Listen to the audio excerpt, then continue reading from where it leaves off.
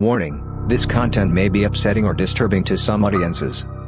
I accidentally impregnated my roommate. 7 Reddit confessions about death, disgust and lies. I accidentally drowned the boy I bullied when I was 8 years old. Context, I was a bully, or however you wanna call it. Me and my mates used to pick on a boy in our class, because he was short and ginger. One day, we went to a school trip to a swimming pool. I was having fun with some friends when this boy, let's call him Tom, appeared. I approached him and started to mess around. I decided it could be a funny idea if I drowned him, like pull him underwater then take him out of the water several times.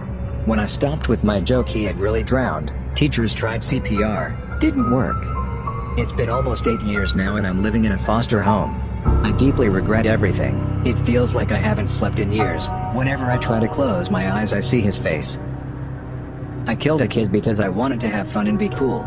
The worst thing is that I knew it was wrong. I knew I was being mean and an idiot to an innocent boy, but I didn't care. I have in hell until his death. I wish I had drowned and not him. I have social anxiety. I can't even leave my house some days. I am unable to talk to people properly and I am terrified to death of police cars, with those flashing blue and red lights, and police officers. I am in therapy, but I feel like I deserve nothing, because even I feel bad. Tom is dead, and that is even worse. I tried talking to his family, but they hate me, of course. I can't explain this to anyone, because everyone in my town knows who I am and what I did, so I have nobody to talk with. I hope I will be able to overcome this one day. I stole and masturbated into my coworkers' panties. I am a 32-year-old married man in a dead bedroom situation. I work at a decently large company and have a very attractive coworker in an office just down the hall with me. We flirt a lot and are quite comfortable and close with each other, but have never done anything that could be thought of as physical cheating. Last year she had an affair with a guy and she felt comfortable enough with me to share this fact. I've had my share of fantasies where she and I hook up as well, so knowing that she cheated on her husband already made it even hotter for me. I was in her office while she was out of the office for a vacation trying to locate a file that she told me she had on her desk if I needed to double check something on it. Well, while searching for it, I stumbled across a shoebox in her drawer. Inside the box was a pair of panties, sexy lingerie, and a thumb drive. I'm not a good person, so I snooped and checked out the thumb drive too. Turns out, the underwear and lingerie were what she was wearing the night she cheated on her husband, and also on the thumb drive were her naughty photos at the event. This got my banana hard instantly. I was so wrapped up in it I shut my office door, turned out the lights and crawled under my desk to masturbate into her panties. I then put the panties back in the box along with the thumb drive, not before making a copy of the photos for myself, and put it all back in the drawer where I found it. I'm not a good person, but if my wife would just fuck me, maybe I wouldn't have these issues. I spat in my boss's coffee when he wasn't in the room. My boss is a male genital and has always been one. 2 days ago at work my boss was being very rude to literally everyone at work. Very minor, and fixable. Common mistakes were made for me and my coworkers at the beginning of the day, and for the next 3 hours every time our boss was around he called us embarrassing and childish. Everything that had gone wrong at the start of work was already fixed but he just kept on mocking us. At my lunch break I heard my boss talk to one of my coworkers right outside the dining room about how everyone was stupid and how no one could do their job right. I was furious. Next thing I know, he comes in and puts his coffee at the table next to mine and walks out to get something. I was pissed at this point so I decided to open his thermos and vacuum flask, load the biggest chunk of spit I could in my mouth and slowly drop it in and close it as fast as I could. I was already finished eating my meal so I left the room immediately. A few minutes later I see him walking around the workplace with the coffee in his hand drinking it and it put a huge smile on my face. My blood got into the muffins I baked for a school dance back in grade 10. My class had to bake sweets for the upcoming school dance. I was working with a partner and I had the job of baking them while my partner had the job of decorating them. I really hated a group of people that I thought were gonna be at the dance, so when I got a nosebleed, it gave me the opportunity to intentionally drip the blood into the muffin batter when no one was looking. When the muffins were done, they looked pretty normal and everything but I knew there was a hint of blood in all of them. I went to the dance, and unfortunately the people I hated didn't show up, but instead other random students ate the muffins. I felt disgusted with what I did and especially disgusted when I overheard a couple people complain about how the muffins tasted funny. Very few were eaten so the word must have got out that they were gross. No one got sick or infected or anything but still I can't believe I did something that sick. I'm definitely not messed up like that anymore, and I would never do anything like this ever again. At my work there's mouthwash available in the bathroom. Never used it, but if you want to you can take a little plastic cup and use the plump to fill it. One day I felt horny at work and decided to jerk off in the bathroom. When I was almost done I decided to use one of the plastic cups to cleanly dispose of my semen. Once I was actually done I somehow decided it would be fun to empty the little plastic cup in the mouthwash, so I took out the pump and poured my sperm in the mouthwash where it was consequently floating around like a cloud. When I used the same bathroom again a couple of hours later, I saw that the cloud was split up and one half was halfway up the tube of the pump. When I checked again a couple of days later it was entirely gone. I have no idea what happened with it. Hopefully it is cleaned and somebody put some fresh mouthwash in. Does that make me a bad person? Probably yes. So, for the past month, my roommates, male and female, have been really annoying. I could hear them having hanky-panky love time at 3 a.m. Not only that they've been stealing my goddamn food. I don't mind them having sex, but they steal Happy Big Pimp's food? No one's getting my Doritos. So, I did what any normal person does. I've been jerking off in their body wash. That body wash was never empty after I've been shooting my venom in it. So, a week passes by. They tell me that she's pregnant. My guy roommate said it was probably because the condom broke. Yeah. He said it in a very retarded way. Normally, I'd be like they'll never know that's my baby snort, but I'm Mexican. And she's really white. So, I gotta move out quickly and find a new place before they start scratching my pee-pee really hard. What would you guys do? I need help. Should I tell them via email? I don't know. I pretended to be a guy online and a woman moved halfway across the country to be with someone that didn't exist because I was too scared to tell the truth. I've never, ever told anyone this, and have never even written it down. From late 1999 to early 2001, I pretended to be a man online and had several women that I communicated with daily through email, nearly all of whom wanted to have a relationship with me. I created an entire backstory for this fake man, and the backstory was so consistent that it seemed real, even to me. I found older women, in their late 40s/50s, through dating sites and just by contacting random strangers through instant messenger. I was never flirty with them, never sexual, nothing like that, but all of the women I emailed with were vulnerable in some way. A couple of them were unemployed and living with family, one of them was marginally employed but suffered from poor health, another was recently divorced, another was just looking for some sort of adventure in her life. I liked the attention. I liked always having emails waiting for me. I liked it that I was someone these people admired.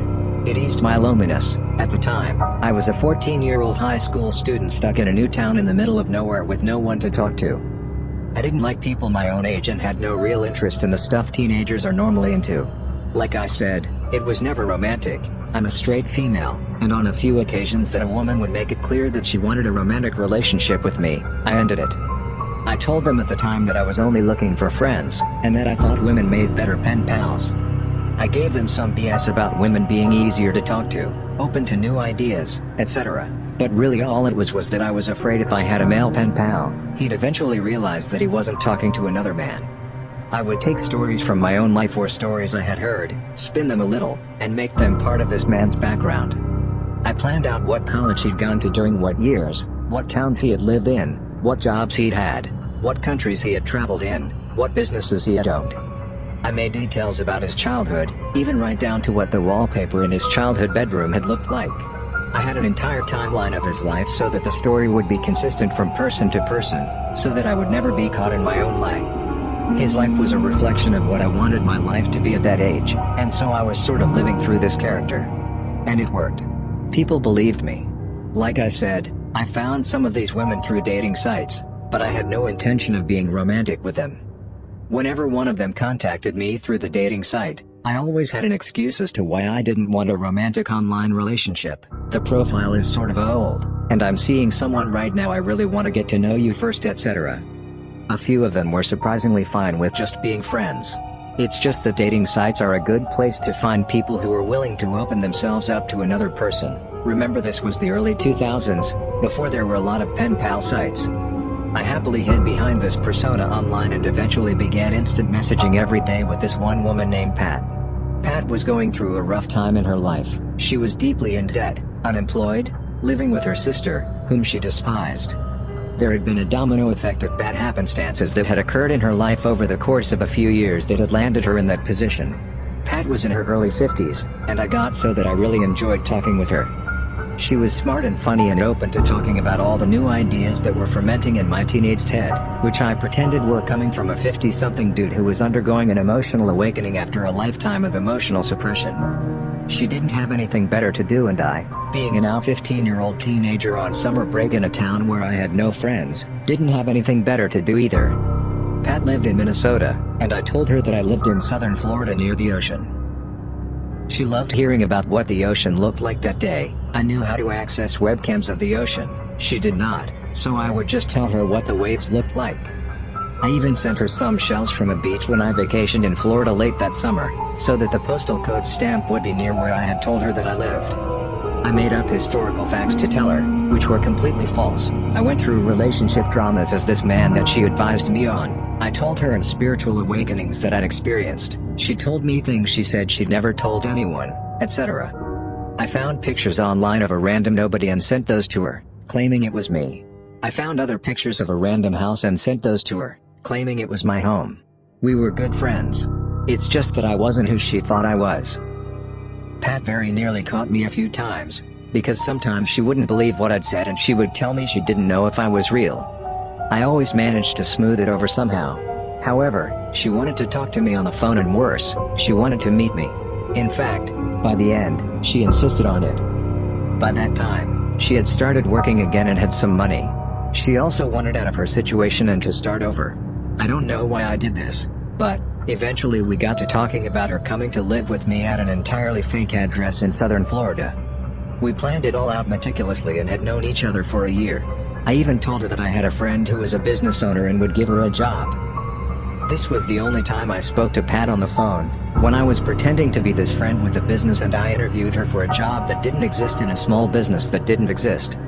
She wanted to speak to me, the fake me, on the phone, and somehow I always managed to beg her off, telling her that my phone was broken, which was ridiculous, since most internet still ran off the phone line in those days, and that I would call her soon. Soon, I promise, soon. I would lay awake at night, telling myself that I had to tell Pat who I really was. This woman was about to uproot her entire life to be with someone who didn't exist. But I felt like I was in too deep, and a big part of me really believed this lady would connect the dots and wouldn't really go through with it. I was also 15, and scared of getting in trouble. With who? I don't know. The day came when she was going to fly from Minnesota to the airport near where I lived in southern Florida. We had one last instant messenger conversation, with her very excited about her new life and with me assuring her that I would see her in just a few hours, that I would be there to pick her up, I'd have a sign and balloons and everything. I gave her a made-up phone number to reach me with. I agreed that she could stay at my place for a few weeks until she got a couple of paychecks under her belt and she could find her own place. It was like I was watching a stranger typing those words to Pat, like I was on autopilot, like it wasn't real. She had told me that she had never taken this big of a chance, but that for once in her life, she wanted adventure, adventure like the kind I, or rather, my fake persona, had had in his life. She was tired of being scared of life and wanted to embrace it. Those next several hours were torturous. I tried to act normal at home, but it was impossible.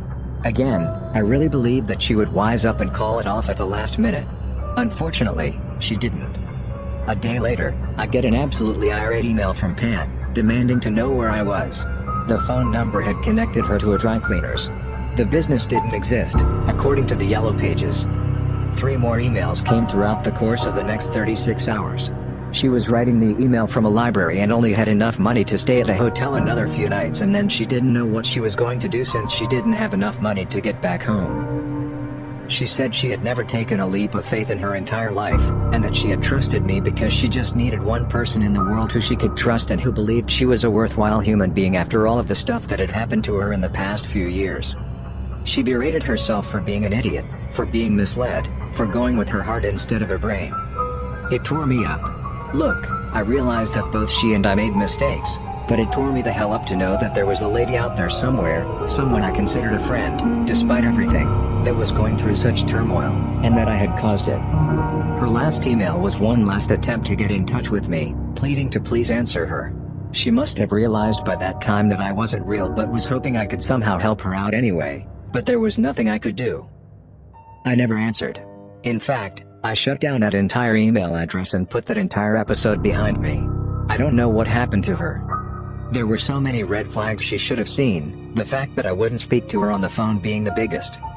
I think she was desperately looking for something in her life, and however temporarily, I managed to give it to her. Maybe she just wanted to believe and so she ignored her rational mind. But you know that episode of The Simpsons where Bart writes fake love letters to Mrs. Crabapple, who believes they are from a real guy? And how torn up Bart is when he realizes how upset and humiliated Mrs. K will be when she realizes she's been duped. That's how I felt. I let the whole thing go too far, and I must have really hurt and humiliated someone. I feel terrible about that. It wasn't right, I shouldn't have done it, no excuses, period. Every time this memory pops into my head, I get that cold feeling of shame all throughout my body. I don't even totally know why I did all this. Pat, wherever you are, I am sorry.